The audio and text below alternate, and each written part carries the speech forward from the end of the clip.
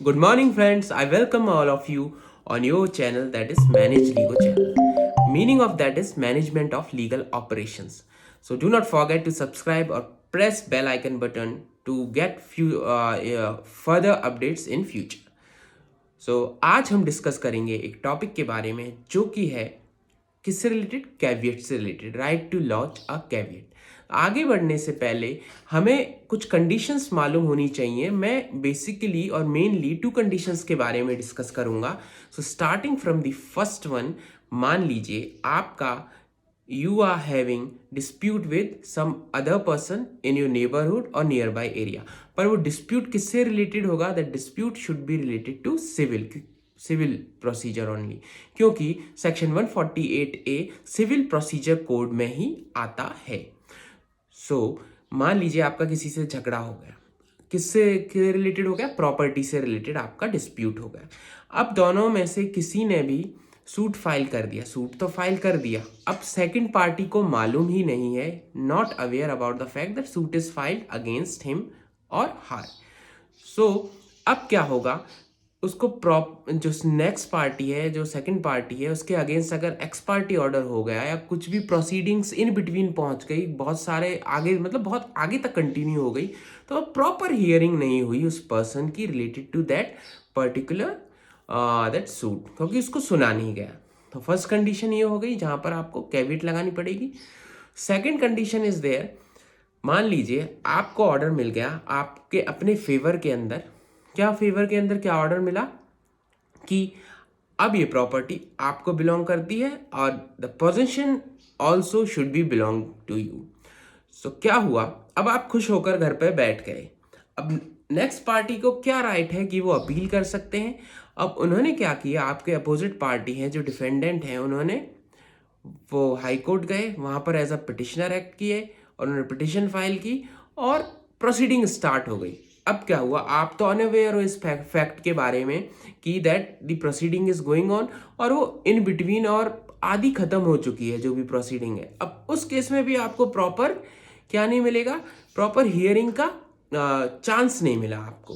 तो उस केस में भी आप कैविएट फाइल कर सकते हैं। तो कैविएट फाइल करने का मतलब क्या है कि आप कैविएट फाइल करें। Once you file a caveat, that is a responsibility of court to call you on that the application is filed against you by the applicant, की एप्लीकेशन आपके अगेंस्ट एप्लीकेंट ने फाइल कर दी है। तो ये basic.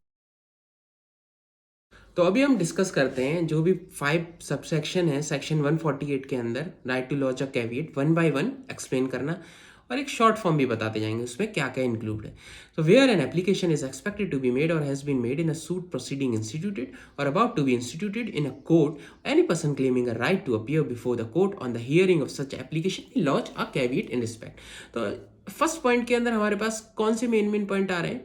First point तो आ रहा है रिलेटेड टू एप्लीकेशन, यानी हम एप्लीकेशन, कोई एप्लीकेशन लगा रहा है, किसकी लगा रहा है? कैविएट की। किस चीज़ में लगा रहा है? सूट में, या प्रोसीडिंग जो इंस्टीट्यूट हो चुकी है या इंस्टीट्यूट होगी फ्यूचर में कोर्ट के अंदर। किधर होगी? कोर्ट के अंदर होगी। तो उस किस लिए एप्लीकेशन लगा रहा है? कि वो क्लेम कर रहे हैं कि राइट टू अपीयर, कि हियरिंग के टाइम पर हमें अपीयर होने की चांस दी जाए अगर कोई सूट फ्यूचर में होगा या फाइल हो चुका है। तो ये हमें बता रहा है, एक कंडीशन बता रहा है कि एप्लीकेशन कैसे लगेगी, क्या होगा। हु में फाइल, हम बोलते हैं हु में फाइल कैविएट, और वाई का भी एक शॉर्ट सा आंसर दे रहा है, प्रोसीडिंग इंस्टीट्यूटेड और about to be instituted. Who और वाई का आंसर दे रहा है point subsection number 1। Now subsection number 2, इसको वाई को मैं प्रॉपर लिख देता हूँ। हैंड राइटिंग का मत देखना क्योंकि टैब पर थोड़ा प्रॉब्लम होती है, प्रॉब्लम राइट करने में। सो subsection 2, where a caveat has been lodged under subsection 1, the person by whom caveat has been lodged herein after referred as caveator। तो ये चीज़ बता दूं, जैसे सबसेक्शन 1 यानी ऊपर वाले सेक्शन में कैविएट लगाइए, उसको हम क्या बोलेंगे? कैविएटर। याद कर लो इस चीज़ को। तो shall serve a notice of caveat by registered post.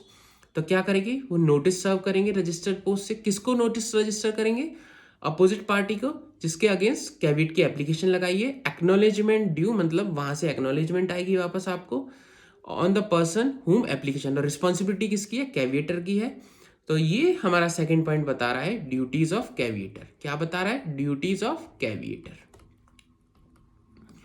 Now third point पे हम आते हैं, where after the caveat has been launch during under subsection 1 any application is filed in suit proceeding the court shall serve a notice of the application on the caveator. तो ये बोलना चाह रहे हैं जैसे ही किसी ने सूट फाइल कर दिया after filing a caveat subsection 1 के अंदर कैविएट फाइल करने के बाद, तो एक इसकी रिस्पॉन्सिबिलिटी हो जाएगी कोर्ट की, नोटिस भेजना है कैविएटर को कि आपके अगेंस्ट कैविएट फाइल हो वो क्या सूट फाइल हो चुका है, अपना सारा ताम झाम documents evidence file while reply सब कुछ लेकर आ जाइए। तो ये क्या हो गया? Duties of court. ड्यूटीज नहीं, एक सिंगल ड्यूटी है पर मैं ड्यूटीज लिख रहा हूँ, duties of court. Subsection 4, where a notice is of any caveat has been served on the applicant he shall forthwith furnish the caviator at the caviator's expense with a copy of application made by him and also with the copies of paper of document which has been or may be filed by him in support of the application। तो fourth point पे बता रहे हैं जब हमने कैविएटर ने application जो notice भेजा कैविएट का, तो कैविएट चलो एक्सप्लेन करता हूँ। ए हमारा है कैविएटर और बी हमारा है जो सूट फाइल करेगा, वो एप्लीकेंट पिटिशनर हो सकता है, प्लेंटिफ हो सकता है, कोई भी, पर रहेगा सिविल प्रोसीजर में 148। ये चीज़ याद रखना। अब इन्होंने नोटिस भेज दैट कैविएट का एप्लीकेशन सेंड कर दिया नोटिस के थ्रू बी को। अब बी की क्या रिस्पॉन्सिबिलिटी होगी? बी अगर कोई सूट फाइल किया है या फ्यूचर में करने वाले हैं तो वो सारे डॉक्यूमेंट्स इससे रिलेटेड सेंड करेंगे कैविएटर को, जिससे कैविएटर रिप्लाई के लिए रेडी हो। तो जो भी डॉक्यूमेंट्स हैं किसके एक्सपेंस पर? एक्सपेंस ऑफ कैविएटर, कैविएटर के एक्सपेंस में। तो क्या क्या भेजेंगे? With a copy of application made by him, जो एप्लीकेशन उन्होंने कोर्ट में की है, और कॉपीज ऑफ पेपर और डॉक्यूमेंट जो उस सूट में लगाए हैं। सो ये हो गई ड्यूटीज ऑफ जो a person who file suit, actually जो एप्लीकेंट बोल सकते हैं, जो एप्लीकेंट जिसने सूट फाइल किया है। So subsection 5, where a caveat has been launch under subsection 1 such caveat shall not remain in force after expiry of 90 days from the date on which it has launch. तो simple सा बोलूँ कि जो caveat जो first subsection में लगाई है उसकी एक्सपायरी पीरियड नंबर डेज होता है 90 days। तो ये किस चीज़ के बारे में बताया है? सबसेक्शन 5 एक्सपायरी के बारे में जनरल सी इन्फॉर्मेशन देना है। तो विद इन 90 days अगर आप दूसरी कैविएट की एप्लीकेशन लगा देते हैं तो ऑटोमेटिकली भी वो इंक्रीज हो जाएगा नंबर ऑफ डेज से from where when you apply the application. तो एक छोटा सा टॉपिक था जो मैंने एक बता दिया। अगर आपको अच्छा लगा हो तो लाइक ज़रूर करें, सब्सक्राइब ज़रूर करें, बेल आइकन पर ज़रूर बटन प्रेस करें। So thank you very much. आपसे मिलता रहूँगा।